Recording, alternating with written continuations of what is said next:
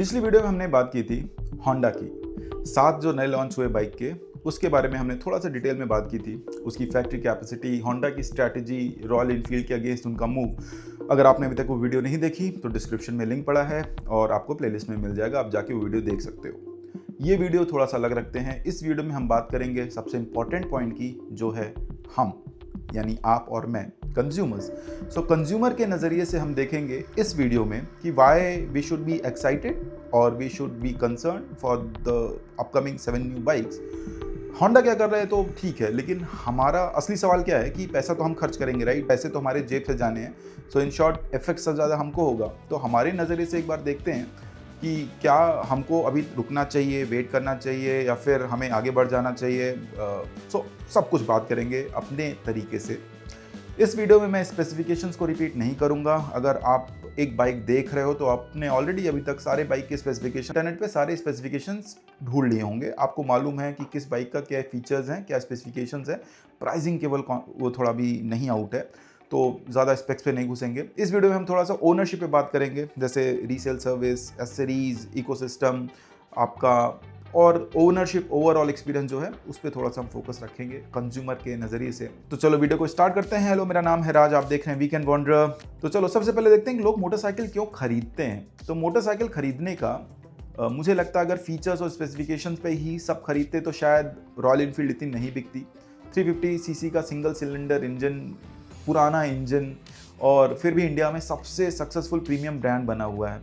तो शायद only features या स्पेसिफिकेशन डजेंट मैटर, क्योंकि लोग एक आइडेंटिटी खरीदना चाहते हैं। वो चाहते हैं एक कम्युनिटी खरीदना, वो चाहते हैं कि वो फीलिंग खरीदना कि मैं रॉयल इनफील्ड ओनर हूँ, मैं बुलेट चलाता हूँ, या फिर उस बाइक के साथ अपनी आइडेंटिटी एसोसिएट कर पाते हैं। रॉयल इनफील्ड का ही मार्केट उस तरीके का, आप किसी भी चले जाओ ढाबे पे आपको एक क्लासिक 350 खड़ा मिलेगा, और हर कोई एक ऐसा आपके ग्रुप में एक बंदा होगा जो क्लासिक 350 पे लद्दाख घूम के आया और अपनी ट्रिप्स दिखाएगा और बोलते हैं रॉयल इनफील्ड का एक कल्ट है, जो कि है। होंडा के साथ ये नहीं है। होंडा का जो पूरा गेम है या पूरी ब्रांड इमेज है वो रिलायबिलिटी और इंजीनियरिंग पे है। ये कभी धोखा नहीं देगी, वैल्यू फॉर मनी है, अच्छा माइलेज मिलेगा। इमोशनल वैल्यू नहीं है इसकी। अगर आप देखोगे तो प्रैक्टिकलिटी ज़्यादा है, इसीलिए लोग होंडा एक्टिवा ज़्यादा खरीदते हैं, क्योंकि वो भरोसेमंद है, राइट? वो कोई ऐसा रोमांटिक डील नहीं है, इसके लिए होंडा की एक्टिवा ज़्यादा बिकती है। और होंडा की बड़ी बाइक्स उतनी नहीं बिकती इंडिया में, क्योंकि इमोशनल वैल्यू बहुत कम है। तो जब CV 500 या रेबल 300 मार्केट में आई तो लोग पूछते हैं यार ये क्या आरी को टक्कर दे पाएगी? मुझे लगता है कि ये सवाल ही गलत है, क्योंकि एक ब्रांड इमोशनल कनेक्शन होता है एक कम्युनिटी का, और एक हेरिटेज के लिए लोग आरी खरीदते हैं, राइट? वो होंडा कभी नहीं खरीदेगा जो बंदा एक सोल चाहिए, जिसको बाइक में एक कम्युनिटी चाहिए, कल्ट चाहिए। होंडा की तरफ उसी का झुकाव होगा जिसको एक रिलायबल बाइक चाहिए, पीस ऑफ माइंड चाहिए, टूरिंग में जो बेफिक्र घूम पाए, ऐसा लगे कि लॉन्ग टर्म 8-10 साल मुझे बाइक बेचनी नहीं है, तो वो होंडा की तरफ ऑलमोस्ट थोड़ा सा झुका ही हुआ रहता है। प्राइसिंग सही हुई तो होंडा की तरफ जाएगा। प्राइसिंग मैटर्स मुझे लगता है सबसे ज़्यादा। तो पहला स्टेप ये है कि आपने अपने से पूछा कि मैं कैसा बायर हूँ। क्या मुझे हेरिटेज बाइक चाहिए जो मैं कम्युनिटी या कल्ट के लिए खरीद रहा हूँ, या फिर मुझे पीस ऑफ माइंड चाहिए, बेटर इंजीनियरिंग चाहिए, रिलायबिलिटी चाहिए कि मुझे टेंशन फ्री मैं टूर कर पाऊँ बिना किसी दिक्कत के? ये आंसर आपका डिसीजन आधा सॉल्व कर देगा। मतलब बिना किसी स्पेसिफिकेशन देखे अगर आप ये सोच लो कि आप किस तरह के बायर हो, तो आपको समझ में आ जाएगा कि आपको वेट करना है होंडा के लिए, कि आपको आरी या दूसरे ब्रांड्स की तरफ मूव कर जाना है। तो सबसे पहला डिसीजन मेकिंग पॉइंट है यही। दूसरा हम पॉइंट की बात करते हैं, जो है बजट। आप बजट से सोचिए, बाइक से नहीं।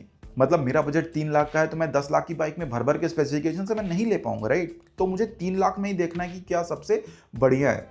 तो चलो असली तरीके से आप देखते हैं कि बजट और पैसों से आप क्या ले सकते हो। ऑन रोड पे अगर आप देखो 2 लाख, 3 लाख, 4 लाख, 5 लाख, ये 4 कैटेगरी रखते हैं। इनमें क्या आपको लेना चाहिए उसकी बात कर देते हैं। आपके पास जिस तरीके का बजट है उस तरीके से आप ले सकते हो।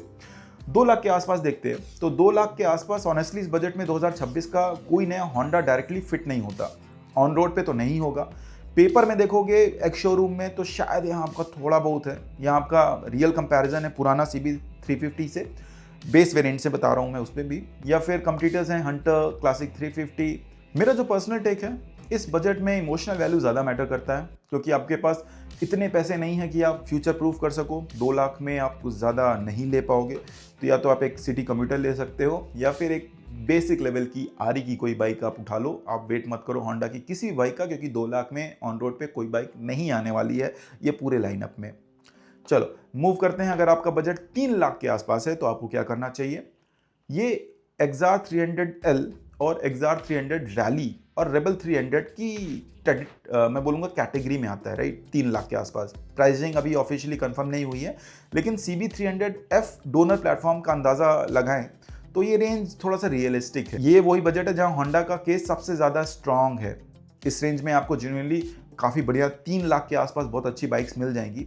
होंडा की बात करें तो एक्सार 300 रैली जैसे प्रॉपर डुअल स्पोर्ट्स हार्डवेयर इस प्राइस में मिल जाएगा, तो आपको बहुत ही बढ़िया डील है। ये वैल्यू फॉर मनी वाला मुझे लगता है सेगमेंट है। अगर आपके पास 3 लाख है आप वेट करो। 4 लाख के आसपास है अगर आप, तो आपको क्या करना है? यहाँ CB 500 आएगा और यहाँ कंपटीशन सीरियस हो जाता है। पे आपको क्लासिक 650, मीटियोर 650 और even second hand premium options भी मिल जाते हैं प्री ओन्ड बाइक्स की रेंज में। यहाँ मेरा ओपिनियन है CB 500 सबसे ज़्यादा प्रैक्टिकल सिंगल सिलेंडर बाइक है, जो कि एकदम नया प्लेटफॉर्म पे बन रहा है। इस प्राइस रेंज में अगर वो आता है 3-3.5 लाख के बीच में, तो या फिर 4 लाख के आसपास भी आता है तो भी वो मुझे लगता है ठीक है, क्योंकि ये पैरेलल ट्विन नहीं है, सिंगल सिलेंडर है। तो यहाँ पे पैरेलल ट्विन को कंपटीशन अगर रॉयल इनफील्ड देगा तो ज़्यादा वहाँ पे मुझे लगता है कि CB 500 उतनी नहीं बिकेगी। नेक्स्ट आ जाओ 5 लाख के ऊपर। यहाँ पे आपको स्टैंड करता है रेबल 500, यहीं पे लैंड करेगा। और दूसरी बाइक्स मुझे नहीं लगता कि 5 लाख के ऊपर कोई भी जाने वाली है। तो इस बजट में आपको इंटरसेप्टर 650 मिल जाएगा, सुपर मीटियोर 650 मिल जाएगा।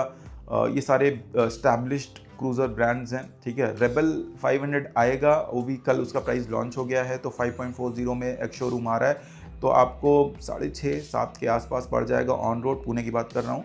सो it's going to be again a costly deal, और वो नीश ही बन जाएगा, नीश प्रोडक्ट बन जाएगा, वो सब मासेस तक नहीं पहुँच पाएगा। तो अगर आप ऐसा ट्रस्टेड ब्रांड चाहते हो, एक अच्छा बॉबर लुक चाहते हो, तो आप वेट करो। नहीं तो अगर आपके पास दूसरे ऑप्शंस भी हैं, आप मूव कर सकते हो। You should not wait. Point ये है, सिर्फ कौन सी बाइक अच्छी है ये नहीं पूछना है, पूछना ये है कि आपका बजट कितना है, उस बजट में आपको उस बाइक से कितनी वैल्यू मिल रही है और आपका पर्पस क्या है, राइट? तो क्या ट्रेड ऑफ करना है तो आपको क्या मिल जाएगा, ये सबसे इंपॉर्टेंट पॉइंट है। तो प्राइस निकालो, स्पेक्स निकालो, उस हिसाब से देखो आपके बजट में क्या बैठ रहा है, उस हिसाब से आप देखो, ठीक है। मैंने आपको प्राइस एक रफ एस्टिमेट दे दिया है, आप उस पर देख सकते हो कि आपको रुकना है कि आगे बढ़ना है। नेक्स्ट बात करते हैं, जो कि इंपॉर्टेंट पॉइंट है। एज अ ओनर आपको मालूम होना चाहिए स्पेयर पार्ट्स, सर्विस। तो सबसे पहला डर जो हमारे मन में होता है, होंडा के पार्ट्स अवेलेबल होंगे कि नहीं, क्योंकि पूरी लाइनअप नहीं है। तो देखिए ऑनेस्टली मैं इसका जवाब दूं तो ये डिपेंड करता है कि होंडा कितना मैच्योर हुआ है अभी कि नहीं हुआ है। CB 350 की फैमिली जो है वो काफ़ी मैच्योर हो गई है, उसके स्पेयर पार्ट्स हैं, डीलर्स के पास है। बट ये सारी जो नई बाइक्स आ रही हैं सारे नए प्लेटफॉर्म्स पे हैं। तो एक्सार 300 ले लो, रेबल 300 ले लो, सब नए प्लेटफॉर्म पे हैं। CB 500 नए प्लेटफॉर्म पे है। तो इनका सर्विस नेटवर्क बनने में या फिर इनका स्पेयर अवेलेबिलिटी होने में थोड़ा टाइम लगेगा। 8 से 6 से 8 महीने आराम से लग जाएंगे, ठीक है। तो नए टूलिंग होंगे, डीलर नेटवर्क को थोड़ा टाइम मिलना चाहिए स्टॉक्स बढ़ाने का या स्टॉक रखने का। तो शुरुआत में स्पेयर पार्ट्स की दिक्कत रहेगी, ठीक है। और ये चीज़ मैं हमेशा क्लियरली बोलना चाहता हूँ कि जो फर्स्ट बैच ओनर होते हैं ना, वो मत बनो भाई। एक रिस्क है, चाहे कोई ब्रांड हो, होंडा है, कोई भी है। तो जो फर्स्ट बैच ओनर्स होते हैं, पहले 6 महीने आप वेट करो, मार्केट में देखो कैसा आ रहा है, क्या रिव्यूज़ हैं। क्योंकि कस्टमर क्या करता है, वो बहुत से कंप्लेंट्स आते हैं फर्स्ट बैच में, फिर उसको धीरे धीरे अपडेट करते हैं, मॉडिफाई करते हैं। तो इसके लिए मुझे लगता है कि फर्स्ट बैच ओनर मत करो, 6 से 8 महीने रुको, देखो कि कैसी है मार्केट में, कैसी उसकी परफॉर्मेंस है, इकोसिस्टम बन जाए, एसेरीज बन जाए, तब आराम से लो, शांति से लो। थोड़ा सा 6 महीने तो रुक ही सकते हो। मेरा जो दूसरा डर है वो बिग विंग एक्सपीरियंस का है। मैंने लास्ट वीडियो में बोला था कि बिग विंग 2 भाग में स्प्लिट है, टॉप लाइन और बिग विंग का जो स्टैंडर्ड है। टॉप लाइन में बड़ी बाइक्स हैं, स्टैंडर्ड में 200 से 500 सीसी की बाइक्स हैं।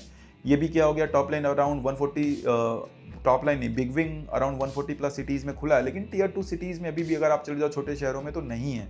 तो पुणे में जैसे 3 ही सेंटर हैं, 3 सेंटर से अब ज़्यादा हो रहे हैं ये, लेकिन एक ही डीलर ने अलग अलग मल्टीपल लोकेशंस में खोल दिया है। सर्विस नेटवर्क भी बढ़ रहा है, लेकिन अगर आप कहीं ऐसी जगह रहते हो जहाँ पे आपके घर से थोड़ा दूर है, आप छोटे अलग टाउन में रहते हो, तो मुझे नहीं लगता कि Honda is still a good option for you. आप मत जाओ होंडा की तरफ, आप दूसरी बाइक देख लो, क्योंकि चीज़ें ज़्यादा मैटर करती हैं। ये चीज़ें लॉन्च स्टेज पे कोई डिस्कस नहीं करेगा, बट लेकिन अगर आप ओनरशिप एक्सपीरियंस जाओगे तो ये समझ में आता है कि यार ये सब चीज़ें प्रैक्टिकल कितनी इंपॉर्टेंट हैं और आपको एक बाइक खरीदने से पहले सोचना चाहिए।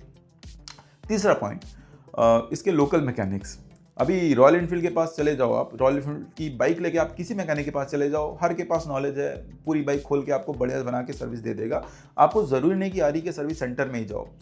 ये भी एक पॉइंट है कि अगर आप कहीं टूर पे निकल गए हो तो आप बाहर कहीं मैकेनिक मिलता है तो वहाँ पे भी आप बाइक दिखा सकते हो, उन सबके पास नॉलेज होती है। आप कहीं भी रिमोट से रिमोट एरिया में एक आरी का मैकेनिक मिल जाएगा। बट ये सारे नए प्लेटफॉर्म्स पे होंडा की बाइक जो आ रही है, इनका अभी नहीं कुछ आइडिया है, अभी मैकेनिक को भी किसी को नहीं मालूम। मैंने आज तक अपनी होंडा बिग बिग की जो बाइक है CB350 बाहर कभी सर्विस नहीं कराई, क्योंकि मुझे मालूम नहीं है कि बाहर कैसा है नेटवर्क, कैसा लोग सर्विस करेंगे नहीं करेंगे। सो एक डीलरशिप पे ही होता है मेरा काम। तो ये भी इंपॉर्टेंट फैक्टर है कि अगर आप टूरिंग कर रहे हो, कहीं फंसते हो, तो आपको आरी की बाइक्स में कहीं भी सर्विस मिल जाएगी, इसमें थोड़ा सा दिक्कत आएगा। तो ये भी एक सोचने वाली पॉइंट है कि थोड़ा टाइम रुको, थोड़ा सा स्पेयर्स आ जाएं मार्केट में, थोड़ा सा एक्सपीरियंस हो जाए, उसके बाद आप बाइक लेना। मेरा जो चौथा पॉइंट है वो है एक्सीडेंटल रिपेयर कॉस्ट। ये कोई बात लॉन्च में नहीं करता है, सारी बातें होती नहीं हैं, लेकिन ये ओनरशिप में मैं उस हिसाब से वीडियो बना रहा हूँ, तो ये इंपॉर्टेंट है बात करना।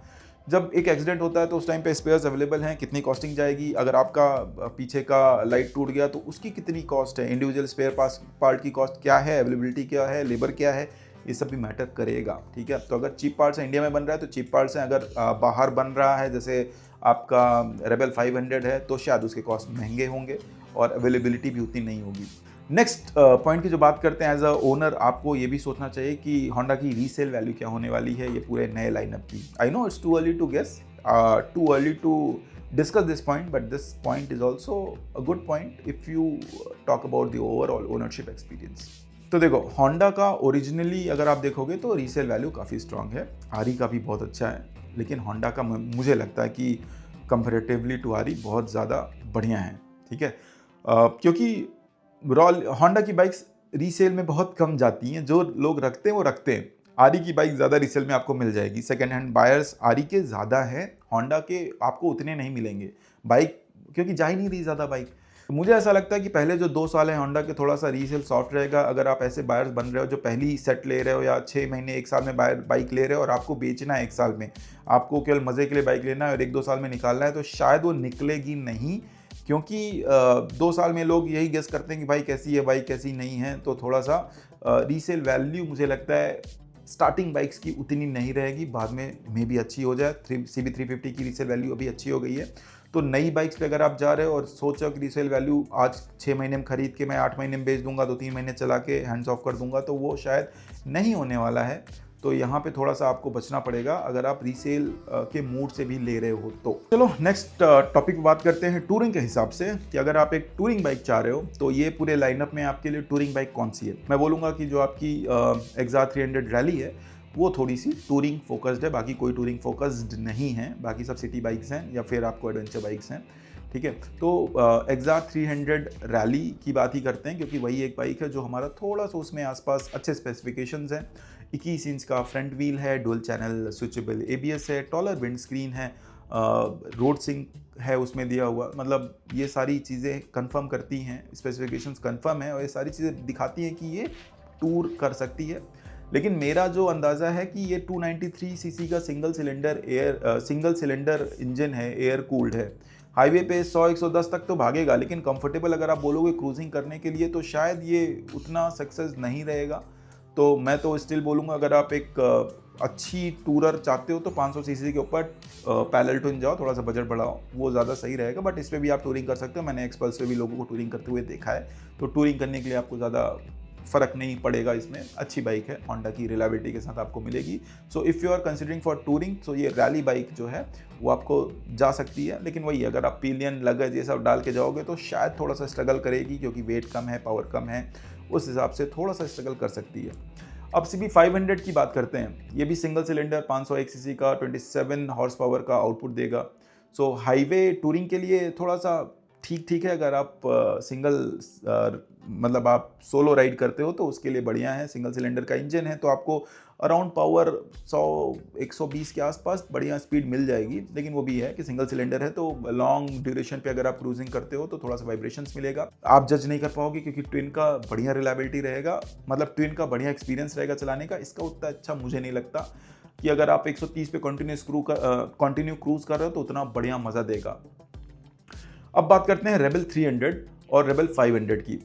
इसकी भी क्रूज़र पोजीशनिंग है, मतलब इसका जो राइडिंग पोस्चर है रिलैक्स्ड है, अर्गोनॉमिक्स अच्छे हैं जो लंबी हाईवे स्ट्रेचेस के लिए बने हैं। ग्राउंड क्लियरेंस कम है जो कि सिटी राइड में दिक्कत देने वाला है, लेकिन ग्राउंड क्लियरेंस और सस्पेंशन ट्रैवल टूरिंग ओरिएंटेड नहीं है। सिटी में ही चला सकते हो। सिटी में भी, हमारे सिटी में अगर आप पुणे में चला रहे हो तो इतने गड्ढे मुझे लगता है कहीं ना कहीं वो नीचे लग ही जाएगा क्योंकि ग्राउंड क्लियरेंस रियली बहुत कम है।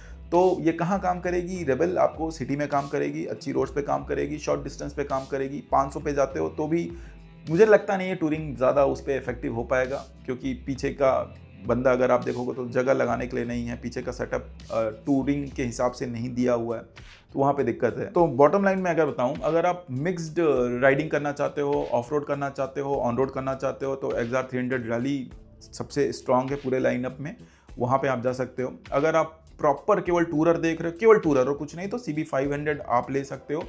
अगर आप वीकेंड राइड्स या ऐसा कुछ करना चाहते हो तो आप रेबल 300 देख सकते हो, वो भी एक अच्छी मशीन है। तो ये 3 कैटेगरी में बोल रहा। बाकी I am not excited for electric vehicle, I am not excited for flex wheel, ADB 160 मुझे नहीं चाहिए। तो ये 3 रियली एक्साइटिंग बाइक्स हैं, रेबल, XR और CB500। नेक्स्ट बात करते हैं कि आपको वेट करना चाहिए। ये डिपेंड करता है आपके ऊपर, आपके पास पेशेंस कितना है, टाइम कितना है, पैसा कितना है। ये 3 चीज़ मैटर करेंगी आपको ये डिसीजन लेने में। और ये सवाल वो आता है जो मुझे कमेंट में सबसे ज़्यादा लोग पूछते हैं, व्हाट शुड आई डू। भाई मेरी ऑनेस्ट एडवाइस यही रहेगी अगर आपको, कि अगर आपको अभी बाइक की ज़रूरत है तो आप एक आरी या दूसरी बाइक या होंडा की जो अभी ऑलरेडी एग्जिस्टिंग बाइक्स हैं उसमें आप ले सकते हो। डू नॉट वेट अगर तुरंत चाहिए। अगर आपको 1 साल में लगता है कि बाइक मैं लेना चाहूँगा, मेरे पास है टाइम, तो 6 महीना वेट करो, नई बाइक्स आने दो, 6 महीना उसको टेस्टिंग होने दो किसी और के थ्रू। आप क्यों अपना पैसा डाल के टेस्टिंग करवाओगे, राइट? किसी और के थ्रू टेस्टिंग होने दो, आपको मार्केट में समझ में आ जाएगा, इकोसिस्टम बन जाएगा, एसेसरीज बन जाएंगी, फिर आप वो बाइक लो तो आपके लिए बेनिफिट रहेगा। ठीक है, तब तक क्या पता मार्केट में और कंपटीशन आ जाए। लेकिन आपका कंसर्न अगर इकोसिस्टम है, पार्ट्स है, सर्विस है, आफ्टर सेल्स मतलब रीसेल है, आफ्टर मार्केट सपोर्ट है, तो 6 से 8 महीना आपको रुकना ही चाहिए। जैसा मैंने पहले बोला, रुको, समझो, मार्केट को एनालाइज करो और उस हिसाब से आपकी कभी कभी रिक्वायरमेंट भी चेंज हो जाती है। ठीक है, तो थोड़ा सा रुकोगे तो आपको बेहतर बाइक लेने में डिसीजन मिलेगा। लेकिन अगर आपके पास टाइम नहीं है, आपको तुरंत बाइक चाहिए, तो आप कोई भी बाइक अभी ले सकते हो, किसी भी उसके लिए आरी, होंडा, बहुत से ऑप्शन है, TVS की आ गई, बहुत ऑप्शन है, कुछ भी ले सकते हो बजट के हिसाब से और टाइम के हिसाब से। अब मैं बार बार बोलता हूँ कि आप किसी और के पैसे पे टेस्टिंग करो, तो मैं ये नहीं बोल रहा कि जो फर्स्ट स्लॉट बायर्स हैं वो गलत कर रहे हैं। वो भाई एक एक्साइटमेंट होती है, एक होता है कि फन होता है कि मुझे पहली ओनरशिप है, सोशल मीडिया पे हाइप दिखानी होती है, लेकिन उससे चीज़ से आप क्या ट्रेड ऑफ कर रहे हो? If you are a influencer you can do it, आपके पास बहुत पैसा है, यू कैन डू इट। अगर आप एक मिडिल क्लास फैमिली से बिलोंग करते हो who is saving money two by a bike, तो नहीं भाई, मत लो। पहले फ्यू लॉट्स में नहीं लेना है, लास्ट के लॉट्स में आराम से थोड़ा टेस्टिंग हो जाने दो, क्योंकि पैसे बहुत कीमती हैं, राइट? चलो अभी नेक्स्ट पॉइंट पे बात करते हैं कि who should skip it, who should by it. इस पे भी थोड़ा सा एक छोटा डिस्कशन कर ही लेते हैं।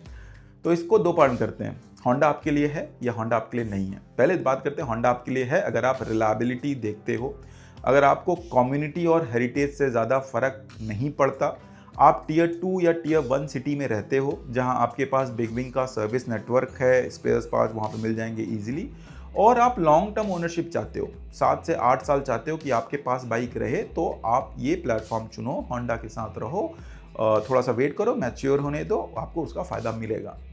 होंडा आपके लिए नहीं है और आप होंडा को स्किप कर सकते हो। अगर आप एक रॉयल इनफील्ड जैसा कल्ट चाहिए, कम्युनिटी चाहिए, हेरिटेज चाहिए, थोड़ा सा चाहिए भौकाल कि 4 लोग देखें, बात करें, तो करो, उसमें कोई शेम नहीं है, अच्छी बात है, आप वो होंडा स्किप कर सकते हो।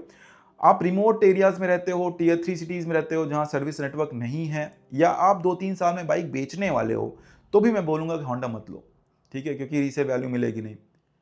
तो नए प्लेटफॉर्म हैं, थोड़ा सा टाइम लगेगा इनको मैच्योर होने में, तो आराम से होंडा स्किप करो, दूसरी बाइक्स पे फोकस करो। ये नए लॉट की बात कर रहा हूँ, पुराने होंडा स्किप करने की जरूरत नहीं है, नए लॉट की बात कर रहा हूँ, वो स्किप कर सकते हो। मुझे लगा CRF लॉन्च होने वाली, बट हुई नहीं, बट ठीक है, जो आया वो भी अच्छा, जो नहीं आया वो आएगा क्या पता। चलो फाइनल क्लोजिंग पे आते हैं, इसको बात करते हैं कि होंडा का जो लाइनअप है ना, काफ़ी इंटरेस्टिंग है। सही बाइक लेना और आपके लिए सही बाइक होना, ये दो अलग चीज़ें हैं, ठीक है। आपके लिए क्या सही रहेगा वो आपको डिसाइड करना है based on the factors that I have discussed. मैं खुद CB350 चलाता हूँ और ऑनेस्टली मैं बोलूँ तो मैं अपने पैसे दोबारा खर्च नहीं करूँगा एक ऐसे अपग्रेड के लिए जो ज़्यादा मुझे वैल्यू नहीं देगा। मैं फिर भी देख रहा हूँ CB500 तो मैं नहीं जाऊँगा, मैं ये भी देख रहा हूँ कि रेबल 500 एक अच्छा ऑप्शन हो सकता है, और आर रैली XR 300 रैली भी एक अच्छा ऑप्शन हो सकता है। इस पर थोड़ा सा मैं फोकस्ड हूँ, बट मैं वेट करूँगा। तो कमेंट में आप ये बताओ कि होंडा की किस बाइक ने आपको सबसे ज़्यादा एक्साइट किया, आप क्या करना चाहोगे अगर आप एक अपग्रेड करना चाहते हो। तो ये पूरे लाइनअप की केवल बात कर रहा हूँ, पूरे लाइनअप में आपको कौन सी बाइक सबसे ज़्यादा एक्साइटिंग लग रही है, कब लेना चाहोगे, थोड़ा सा कमेंट में बताओ। तो कमेंट को भी थोड़ा एक्टिव रखते हैं। चलो मिलते हैं अगली वीडियो में, तब तक के लिए keep wondering, keep riding safe, and thanks for watching, bye.